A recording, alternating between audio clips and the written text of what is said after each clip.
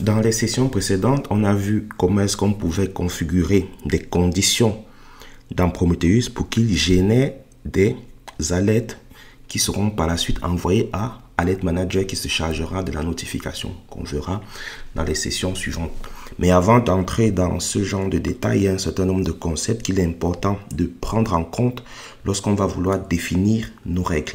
Vous vous souvenez, lorsqu'on a fait la présentation sur les premiers alertes qu'on a mis en place, je vous ai parlé dans l'exemple, on avait dit qu'on avait groupé des alertes. Le groupage d'alertes va permettre au sein d'une solution d'observabilité de se dire j'ai plusieurs éléments de surveillance qui concernent une même brique. Ça peut être je surveille par exemple un cluster et imaginez le scénario où on a un élément, ça peut être le réseau qui est coupé. Donc, ça veut dire que tous les éléments de ce cluster qui sont surveillés remonteront en alerte. Donc, on aura énormément d'alertes. Le groupage va permettre que lorsqu'on a au sein de l'ensemble des éléments du groupe une seule alerte, on a une seule notification et puis on peut voir dans notre notification de voir les éléments qui sont impactés. Ça nous évite d'avoir une dizaine d'alertes alors que une seule solution de remédiation peut être mise en place. Lorsqu'on va dans des solutions comme Dynatrace, qui intègre de l'intelligence artificielle, Dynatrace le prend automatiquement en compte. Donc, lorsque vous avez plusieurs alertes qui se produisent et que Dynatrace identifie ce qu'on va appeler la root cause, et donc Dynatrace va réunir tous ces éléments en une seule alerte. Et donc, ce même principe, c'est ça que dans le monde Prometheus, on parle de grouping. Par contre, lorsque vous êtes dans le monde Dynatrace, ça se fait de manière automatique grâce à l'intelligence artificielle. Mais lorsque vous êtes dans le monde de Prometheus, vous devez le configurer vous-même comme on l'a fait dans l'exemple qu'on a vu précédemment. À côté de ce concept de grouping qui est très important, on a aussi le concept d'inhibition. Le concept d'inhibition va avoir un fonctionnement un peu similaire au concept de grouping, mais la différence est que dans l'inhibition, on va plutôt dire si telle alerte se produit, il faut donc que tu empêches telle autre alerte de se produire. Donc là, on est plutôt maintenant dans du chaînage. On n'est plus dans juste le fait d'appartenir à un groupe. Donc là, maintenant, on dit pour telle alerte, je ne souhaite pas être notifié si cette autre alerte a déjà eu lieu. Donc c'est ça qu'on appelle le concept d'inhibition. Donc, dans toute solution aussi d'observabilité, vous avez le concept de silence.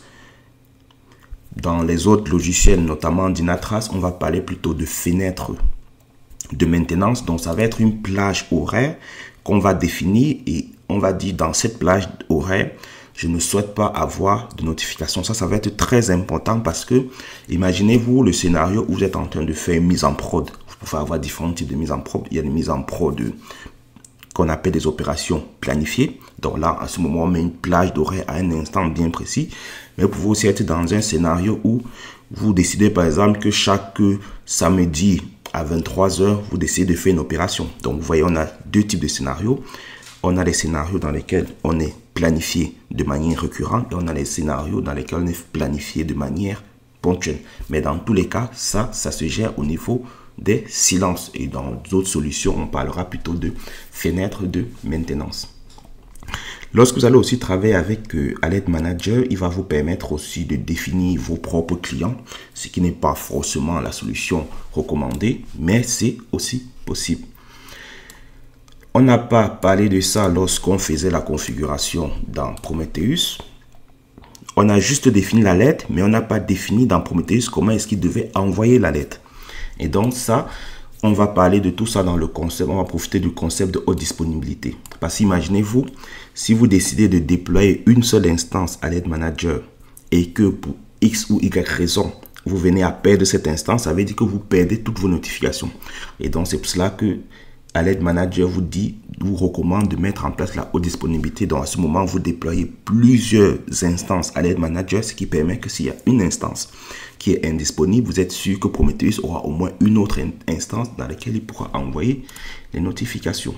Et donc, Alert Manager vous informe que tout ça, ça se configure au niveau de --cluster qu'on va voir tout de suite.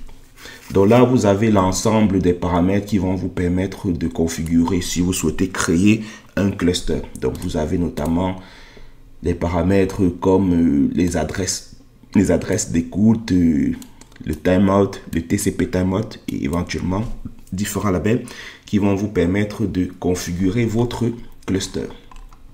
Et ça c'est la configuration que vous mettez pour que vos différents nœuds puissent communiquer les uns avec les autres. Mais lorsqu'on revient maintenant dans la configuration Prometheus proprement parlé, ça, il s'agit là aussi de la configuration que vous devez mettre dans Prometheus pour que lorsque Prometheus identifie un dysfonctionnement à partir des alertes que vous avez positionnées, donc il ira sélectionner dans vos targets. Donc il faudra donc mettre l'ensemble des nœuds de votre cluster à ce niveau dans l'ensemble de vos targets. Et donc, si une de ces instances est indisponible, Prometheus se chargera d'appeler les autres instances. Donc, c'est très important. Là, on est en train de parler de ce concept de haute disponibilité au niveau de Alert Manager. Mais on reviendra aussi sur ce même concept de haute disponibilité au niveau Prometheus. Parce que là, pour l'instant, on a aussi déployé une seule instance Prometheus. Donc, si on venait à perdre cette instance, ça veut dire que on perd la capacité de pouler l'ensemble de nos métriques, on perd la capacité de déclencher des alertes. Donc, même au niveau Prometheus, il est aussi important de mettre en place de la haute disponibilité.